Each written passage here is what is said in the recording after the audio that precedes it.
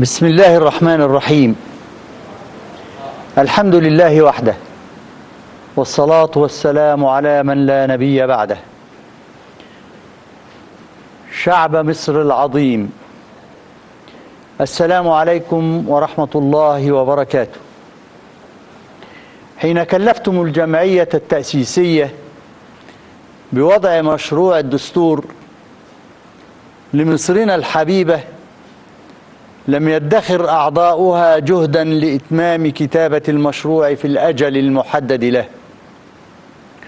ولقد احتملوا في سبيل أداء الأمانة الملقاة على عاتقهم سهرا طويلا وأذى كثيرا، فاحتملوا كل ذلك وهم يبتغون أجرهم عند الله رضا وعند شعبهم قبولا. اتفقوا كثيرا واختلفوا قليلا، غير أنهم اجتمعوا على حب مصر وتلاقت قلوبهم فأصبحوا بنعمة الله إخوانا. فكتبوا لكم دستور ثورة 25 من يناير وهم يحسبون ويشهد لهم العارفون وهم يحسبون أنه أفضل ما كتب لمصر من الدساتير. دستوركم الذي كتبناه يقرر الحقوق والحريات مصحوبة بضمانات صيانتها أن تنتهك، ويضع للشعب ضمانات مستقبله المشرق بإذن الله. دستوركم يضع قواعد المساواة بين جميع المواطنين، ويمنع التمييز والوساطة والمحاباة، ويحول دون الاستبداد والفساد، ويضع الجميع الحاكم قبل المحكوم تحت مظلة القانون. شعب مصر العظيم، لقد حان الوقت لأن يقول كل مواطن كلمته في دستوره، إن ارتضاه أجاب بنعم، وإن لم يرضى عنه أجاب بلا. ونحن جميعا ننزل على قول الأغلبية، فهكذا تكون الديمقراطية.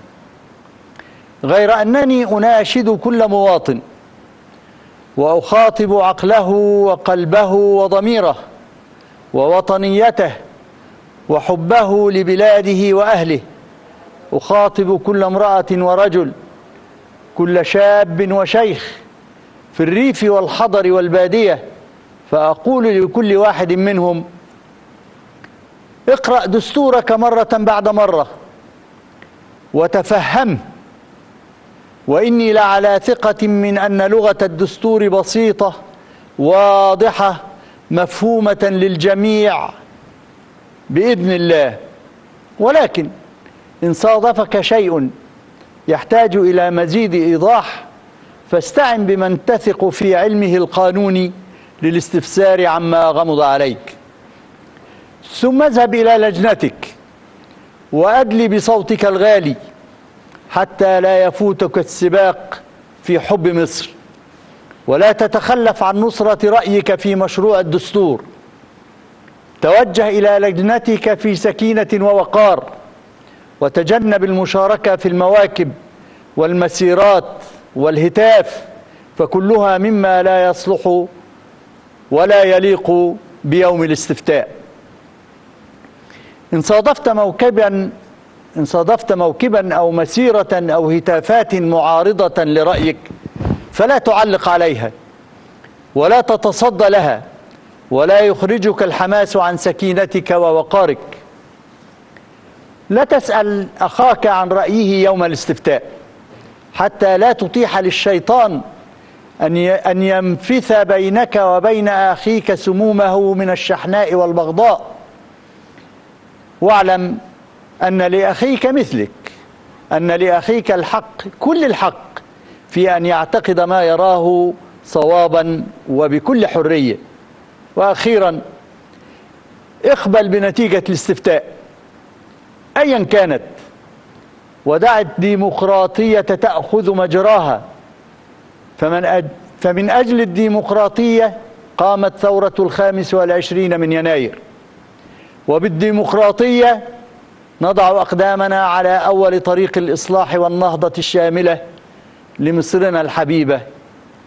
عاشت مصر، وفقكم الله، والسلام عليكم ورحمة الله وبركاته.